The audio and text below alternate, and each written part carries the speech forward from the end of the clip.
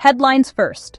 Designers are removing traditional clothing, not to shock, to study the human form, symbolism, and culture.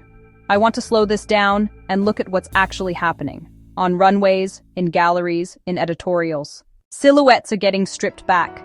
Fabric recedes, the body becomes the line, the texture, the architecture. This isn't about exposure for exposure's sake. It's a design question. What remains when you take clothing away? Headline: The body as archive. Historically, we've been here before. Ancient sculpture celebrated proportion. The Renaissance turned the body into a language of ideals. Modernists stripped ornament to find function. Later, Rei Kawakubo and Hussein Chalayan questioned what a garment even is. Today's shift fits that lineage. Less fabric, more thesis. Headline: From wardrobe to worldview. Clothing has always been code, status, modesty, community. When designers remove the code, they force us to read the person. A shoulder becomes a statement. A scar, a stance, a gait. These become materials. It's fashion moving from covering to curating meaning on the human toolkit we all share. In shows, I'm seeing neutral palettes, soft lighting, abstract projections. The body is outlined, then reinterpreted with bands, frames, and traces of fabric. Think armatures, harnesses, sheer layers that suggest a garment without completing it. Audience reactions range from contemplative silence to uneasy shifting in seats. That tension is part of the point. Headline: Symbolism over seams.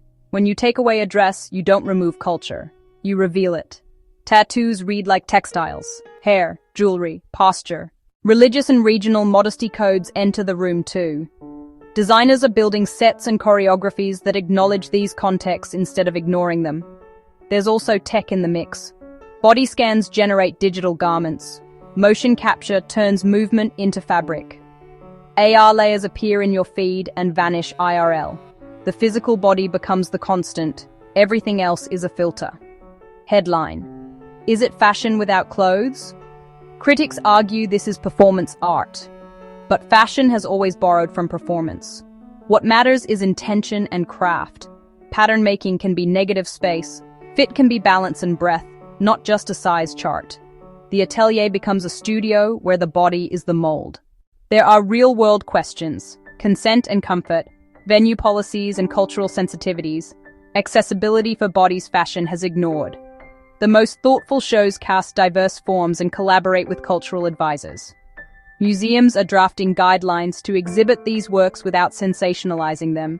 Headline: Sustainability unexpectedly.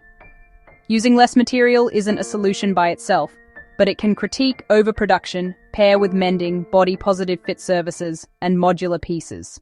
1. Galleries and institutions adopt body-first fashion as contemporary art. 2. Mainstream labels translate the idea into wearable echoes.